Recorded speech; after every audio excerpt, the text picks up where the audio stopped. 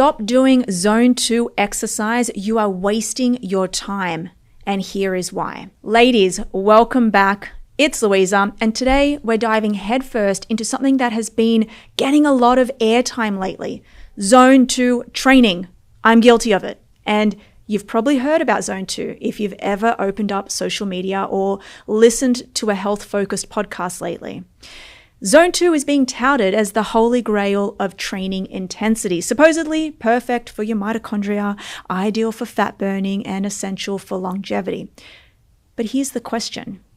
Is it really living up to the hype, or is there something deeper going on here? So I've gone through and I have read the research, and the research has changed. Hear me strong on this. I have changed my mind on Zone 2. I used to be promoting Zone 2 as 3 hours per week. You must do 3 hours per week. And guess why?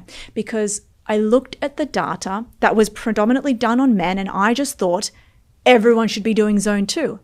But it turns out that males and females are two completely different beings. And the latest research, I'm talking 2025 research, suggests that females don't need to be doing as much Zone 2 training. So today I'm going to get to the bottom of absolutely everything. I'm going to be telling you what Zone 2 is. I'm going to talk to you about why I've changed my mind on it and how you really should be training for longevity, for menopause optimization, and of course, for healthy brain aging. Let's clearly define what Zone 2 actually means. In exercise physiology, Zone 2 is defined as the intensity range below your first lactate threshold, or LT1. Typically, this threshold is identified by a blood lactate concentration of around 1.7 to 2 millimoles per liter.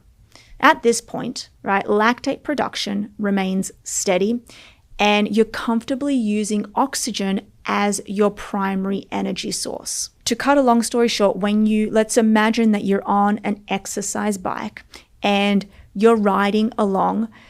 It's at the point where you're riding and your lactate hits a certain level. Now, that's going to be different for you. That'll be different for me. The fitter you are, so let's take a Tour de France athlete, for example.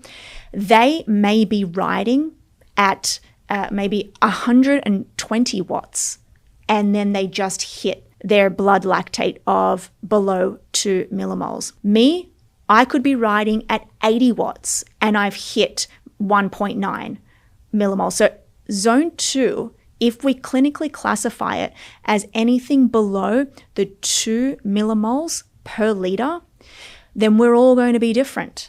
Okay, that just means that the Tour de France guy can push heavier or he can ride faster. He's got stronger legs to the point where he is using fat as fuel and not going into the carbohydrates section yet. So just keep that in mind. You know you're there in this Zone 2 if you can comfortably hold a conversation during your workout. To put it simply, Zone 2 is the comfort zone of aerobic training, where you're exerting yourself moderately, perhaps doing a brisk walk or a gentle jog or cycling comfortably without intense breathing.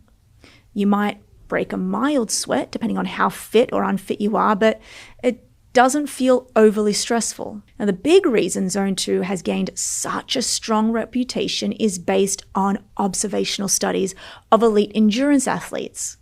Now, these athletes typically follow a polarized training model where they're spending around 80% of their total training hours below that LT1 threshold, and that's what we call Zone 2. And yes, elite endurance athletes do have extraordinary mitochondrial density, excellent metabolic flexibility, and incredible cardiovascular function. But let's all ask ourselves carefully, is Zone 2 really the main driver of these amazing adaptations? The reason why Zone 2 is gaining so much recognition as well is because there was a lot of men, such as Peter Attia. He was kind of putting out there that he's sticking to the 3 hours of Zone 2 training per week so he could increase his mitochondrial density, improve mitochondrial adaptations. Mitochondrial dysfunction is at the seat of almost every chronic disease.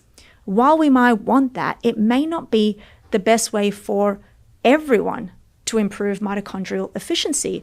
And I came across this study which clearly showed me that improving our mitochondrial function isn't just purely based on zone 2. It's actually based on different intensities. So let's actually break down the science around mitochondria, which is our cells' energy powerhouses. Exercise-induced mitochondrial adaptations depend primarily on disruptions in cellular energy balance, particularly the ratio of AMP and ADP to ATP within muscle cells. So this disturbance activates key signaling pathways like AMP-activated protein kinase, or AMPK, which in turn stimulates mitochondrial biogenesis. That's the creation of new mitochondria.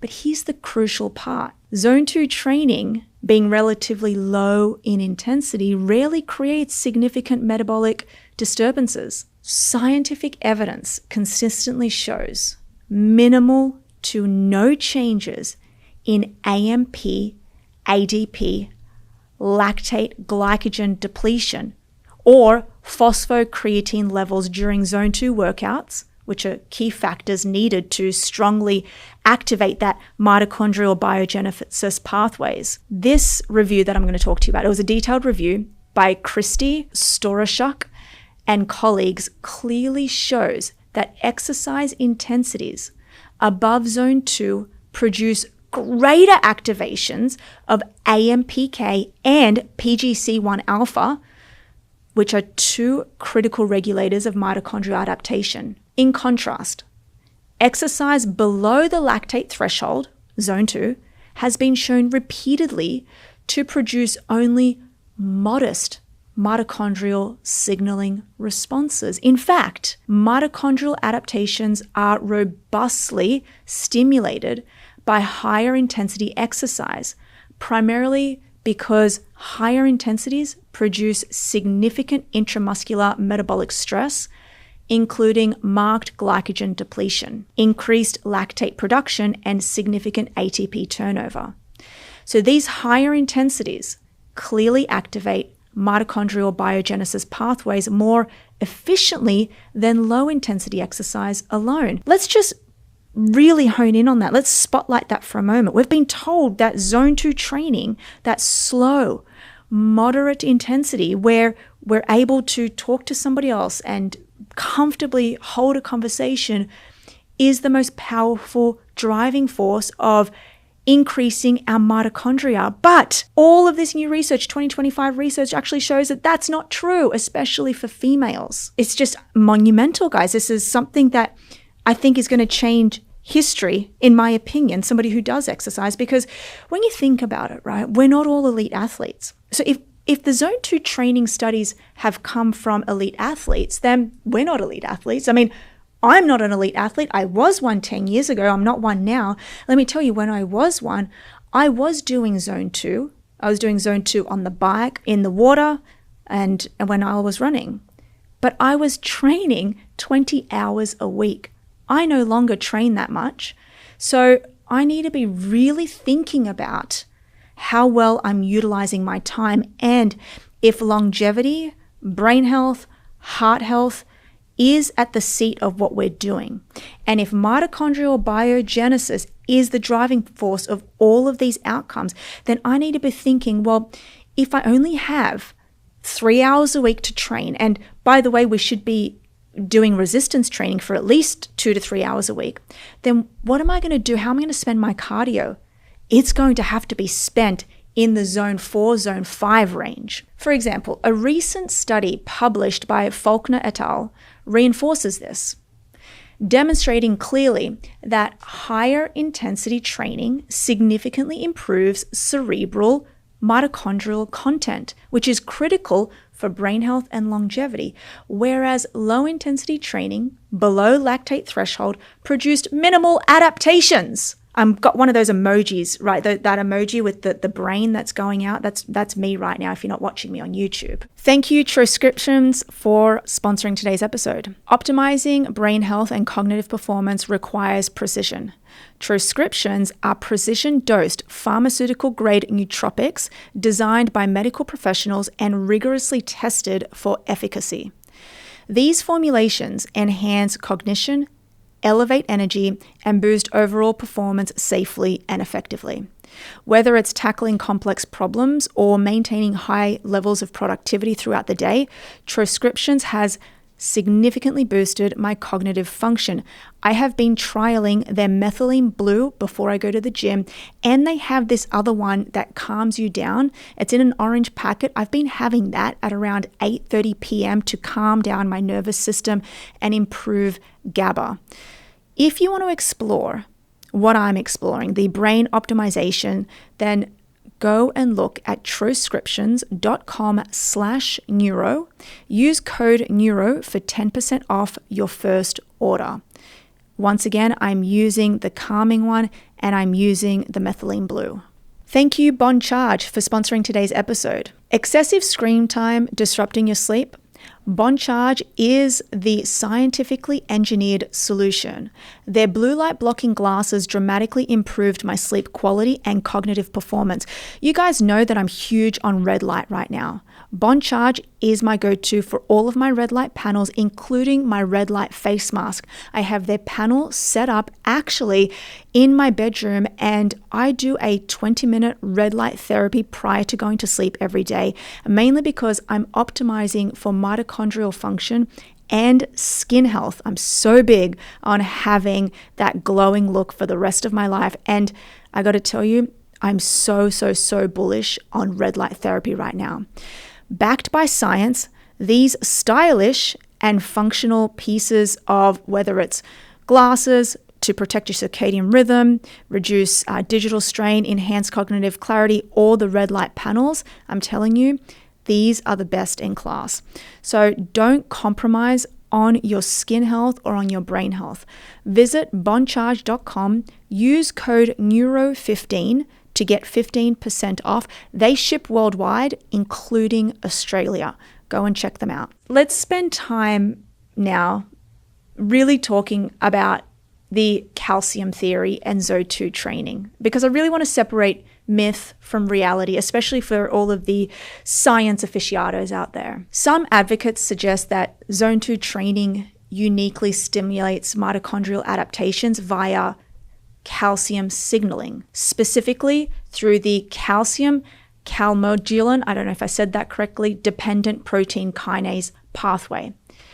So basically what this means is repeated muscle contractions at lower intensities might trigger small increases in intracellular calcium, potentially activating this pathway. Here is the truth.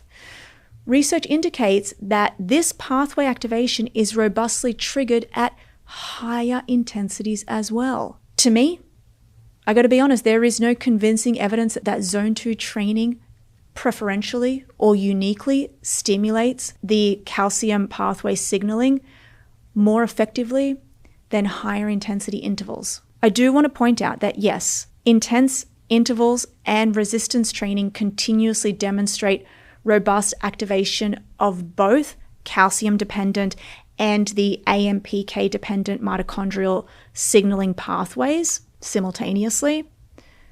But you see where I'm going with this. All right, let's talk about Zone 2 and fat oxidation, because I think that's why most of us are doing it, right? We want to become more efficient at using fat as fuel. I mean, that's really why most of us are doing Zone 2. What about the idea that Zone 2 is ideal for burning fat and improving oxidative capacity? So Zone 2 intensity aligns closely with the point of maximal fat oxidation, fat max, particularly in moderately trained people. And yes, sedentary, overweight, or metabolically compromised individuals can initially benefit from this intensity. But when you actually examine fat oxidation capacity scientifically, it becomes clear that training above zone 2 higher intensity intervals or sustained moderate to high intensities often delivers equal or superior improvements in fat oxidation. I want to just stop there for a moment because I know many of you listening are probably going to think, but Louisa, if I train at zone 5, aren't I just increasing the amount of cortisol? No, but there is something to be said on that too. When I talk about high intensities in this podcast, I am pretty much talking to you about zone 5. So let's just recap. And I use 5 zones. Other people use 4. I use 5 zones of training. Zone 1 is when we're sedentary. We are just sitting down. That is at the start. We are sedentary. Then we go into zone 2, which I've clearly outlined. That's where you pick it up a little bit. That's where we're just under a blood lactate of 2 millimoles, between 1.7 to 2. We're in zone 2. Then we move up to zone 3, 4, and 5. The 5th zone is the death zone. That is when you probably can only hold that heart rate for, I would say, maximum 4 minutes, maybe maximum 2 minutes, right? It's that death zone. I used to, when we were training, a lot of you know, I was an elite triathlete. We used to call them sting sessions or spew sessions. My teammates would message me and say, are you excited for the sting sesh tonight? I was also training in Australia, so it's a very slang way of saying, are you prepared for tonight's high intensity session? Now, I know many of you understand HIIT. You've heard of HIIT, high intensity interval training. I don't want you to be confused with this. Most of the adaptations from what I have seen really comes from the upper levels of zone 4 and zone 5. So it's not a pretty state, and I'm not going to sugarcoat it for you, right? So higher intensity exercise is known to robustly enhance mitochondrial density, enzyme activities involved in fat oxidation, and the abundance of fat transport proteins like CD36. These adaptations significantly enhance fat burning capacity, not just during exercise, but critically at rest, dramatically boosting overall metabolic flexibility. So, while zone 2 might seem effective initially, it is certainly not superior to higher intensities when looking at comprehensive metabolic outcomes. I keep honing in on women, and I want to talk now on why women in menopause need intensity. And I also want to talk about muscle fibers and brain health, because I know a lot of you listening are thinking about that stage, right? You're thinking about it. Maybe you're in your mid-30s like me, or maybe you're in your 40s, or maybe you're well and truly over the menopause period and you're in your mid-50s and beyond. It doesn't really matter. What matters is, what does the evidence say? So let's focus specifically on why this all matters for you. I'm talking to women in your 40s, 50s, and 60s. During perimenopause and menopause, declining estrogen significantly impacts muscle physiology, leading to substantial loss of type 2 glycolytic muscle fibers. Why does this matter? Because these fast-twitch muscle fibers are essential producers of lactate, and lactate is increasingly recognized as a critical fuel for your brain, not to be confused with lactic acid. Recent neuroscience research has actually shown that lactate to be essential for maintaining cognitive function, memory, and overall brain health as we age. Reduced lactate production due to loss of these glycolytic fibers is directly linked with higher risks of cognitive decline and Alzheimer's disease, conditions disproportionately affecting women. In fact, 2 out of 3 cases of Alzheimer's disease is female. So team, if you focus solely or exclusively on zone 2, you risk further compromising your glycolytic muscle fibers, accelerating the loss of lactate production capacity. However, high-intensity interval training and heavy resistance training effectively stimulate and preserve glycolytic fibers, ensuring that your brain remains adequately fueled by lactate, especially critical as you age. So that means that if we experience a loss of these type 2 glycolytic fibers just due to the natural aging process, that means we have to be stimulating them. How do we stimulate them? We don't stimulate them by sitting down in zone 1. We don't stimulate them by sitting or walking comfortably in zone 2. We stimulate them by intense resistance training and intense aerobic exercise. Let's shift gears for a moment here and talk about the VO2 max factor and why zone 2 isn't enough for optimal health. And if you've been a listener of the podcast for quite some time, you know how much I love but also loathe my VO2 max training sessions. Cardiorespiratory fitness, which is commonly measured as VO2 max, and VO2 max is the predictor of longevity, it is the strongest predictor we have for health and reduced risk of chronic disease and all-cause mortality. Thank you, Ketone IQ, for sponsoring today's episode. When deep focus and optimal clarity are non-negotiable, Ketone IQ is my go-to. Unlike caffeine, Ketone IQ provides pure ketones that efficiently cross the blood-brain barrier, fueling neurons far better than glucose. Scientifically validated, it enhances mitochondrial ATP production, significantly reduces oxidative stress, and activates key longevity pathways like SIRT3. Initially developed for elite military performance, it's now powering my most demanding research and creative session. Fun fact, I'm actually having a bottle of Ketone IQ when I'm deep into my research and publishing.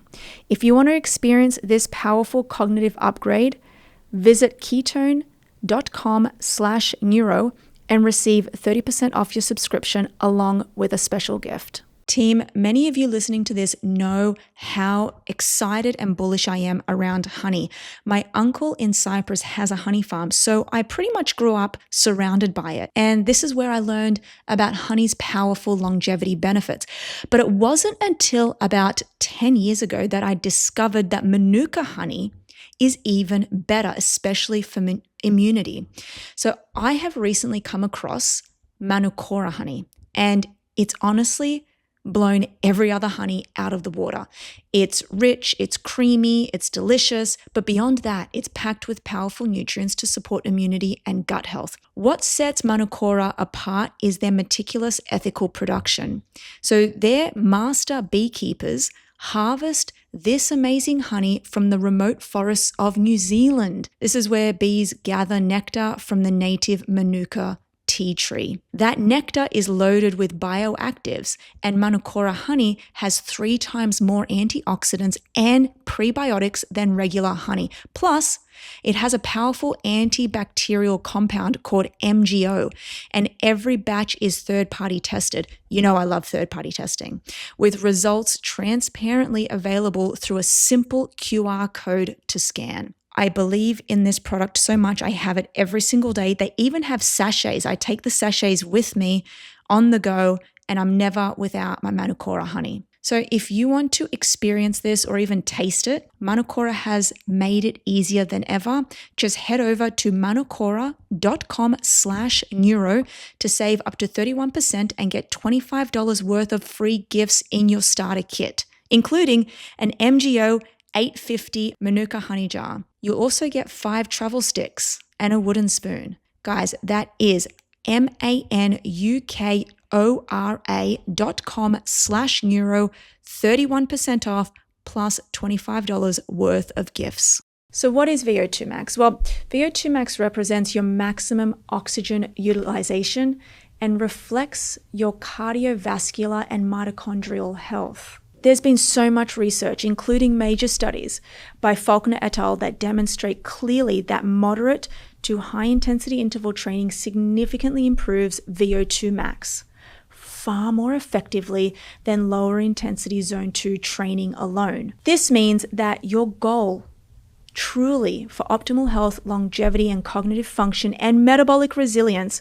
should be to hit the higher-intensity exercise sessions as much as you can. There was also this theory, guys, that zone 2 training helped improve mitochondrial function and intensity and the amount of mitochondria, which then in turn helps with VO2 max. But I'm going to talk to you about a principle that we had back in training and when I first did my undergraduate degree, which was in exercise physiology, which was the principle of specificity, meaning that if you want to train for triathlons and be the world's best triathlete, then you do the training that is involved in replicating what you actually do in a race. Meaning if you want to improve your VO2 max, don't improve your VO2 max by doing zone 2 alone.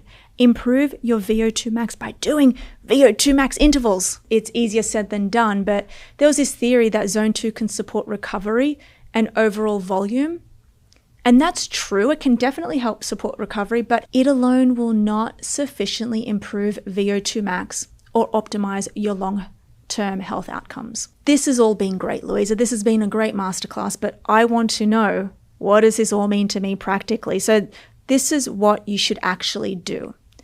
And this is the scientifically supported, practical, and evidence-based training recommendations specifically tailored for women aged 45 to 60. Step number 1, high-intensity interval training. You want to do at least 2 to 3 sessions a week. Incorporate intervals performed at approximately 85 to 95% of your HR max.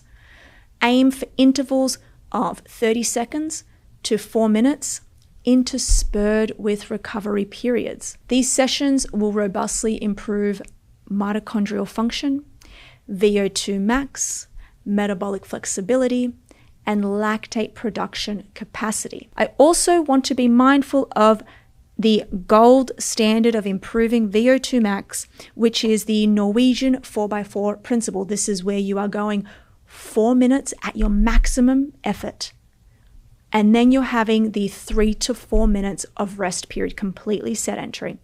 That's what I do. I do this once a week, and this is pushing the needle forward for me for improving my VO2 max and actually going above and beyond. So I'm getting fitter by doing these sessions. If you want to include these, or if you just want to look it up, just type into Google Norwegian 4x4.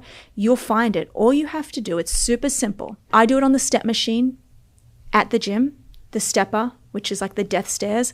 You can do this outside. You can do this running up a hill. You can do it on a treadmill. It doesn't actually matter where you do it. You just want to be able to sustain the workout capacity. So you basically want to put the on button on and you want to start going, and you want to keep going until you reach 4 minutes.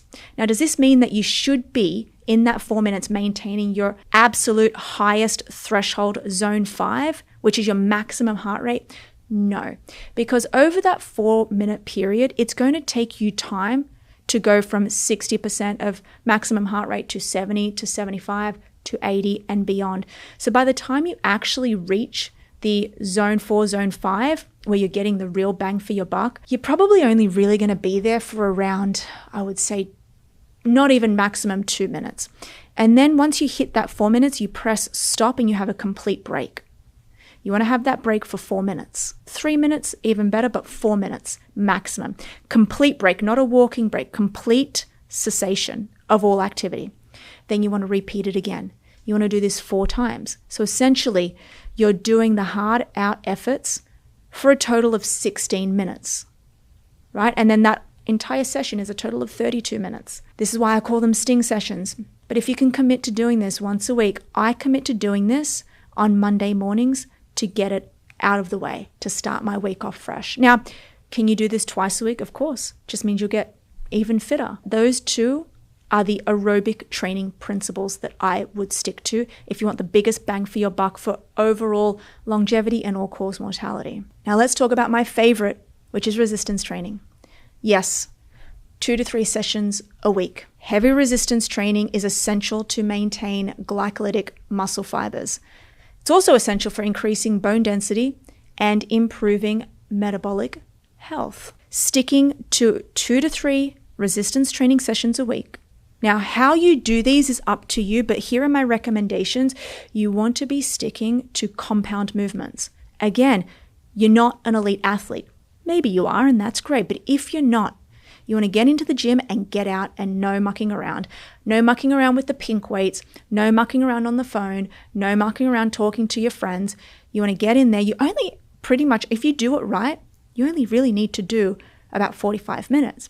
And here's how you do it. Pick 5 different compound movements. Let's just think about the squats. Let's think about deadlifts.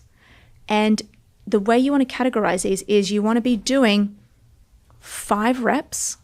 So a single rep is just one specific rep. 5 reps, 5 times. So 5 reps, 5 sets. Alternatively, you could do 5 reps, 4 sets, but I want you to get to 5 by 5 by 5 different exercises. Notice I said 5. The reason being is that I want you to push really heavy weights. You're not going to get bulky. I assure you, if you're watching this on YouTube, I am not bulky in that sense, and I lift hard. And I also take creatine, which you should be too. That's for another episode. You want to be lifting really heavy to the point where you want to get to. So the 5th rep, you should have 2 reps in reserve, meaning that if I was to put a gun to your head at that 5th rep, you could knock out 2 more reps and get to rep 7 and then be at complete failure. I don't want you to get there. I don't want you to get to complete failure. I want you to get to where you've got 2 reps in reserve. So you want to get to that 5th rep. I guarantee you, if you do these and you're lifting heavy, which is at around 80% of your 1 repetition max, you will get stronger. Your bone mineral density will improve. You'll get smarter because your brain will be functioning better, and you will lower your risk of all-cause mortality. All right, step number 3, let's talk about zone 2 or moderate intensity. You can include zone 2 sessions as active recovery or lower intensity aerobic volume accumulation, which can support overall endurance and recovery without overloading the nervous system. You can include this, guys. I don't hate zone 2. I just hate that it's getting so much airtime where it shouldn't. Zone 5 should be getting airtime, but we're also scared of zone 5, right? Because a lot of us don't have time. Maybe we want to work out with our friends or our kids or our spouse, and that's great. If you're solely looking at longevity, I would focus on what I mentioned, steps 1, steps 2. Step 3, consider your zone 2 as your steps. We all know that to reduce our risk of all-cause mortality, we should be getting around 8,500 to 10,000 steps per day. Consider that your zone 2. And let me tell you, it probably is. Kirsty actually took, she does a lot of blood lactates every single day in her lab.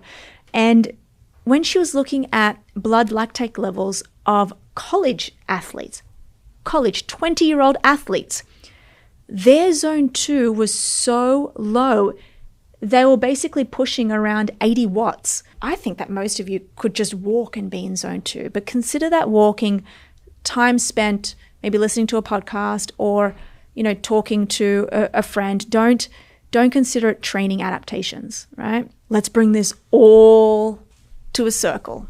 Here is the bottom line, based purely on science. Zone 2 has value, but it shouldn't be your primary exclusive focus.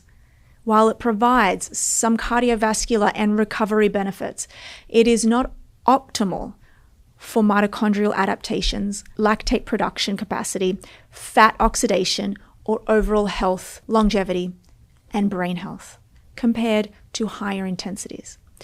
Team, remember, true optimization and longevity never come from comfort alone. Incorporating high intensities strategically into your training schedule is essential. So don't be afraid to step beyond your comfort zone. Your mitochondria, your brain, your longevity, and your future self will thank you. So until next time, stay strong, stay smart, and never stop questioning.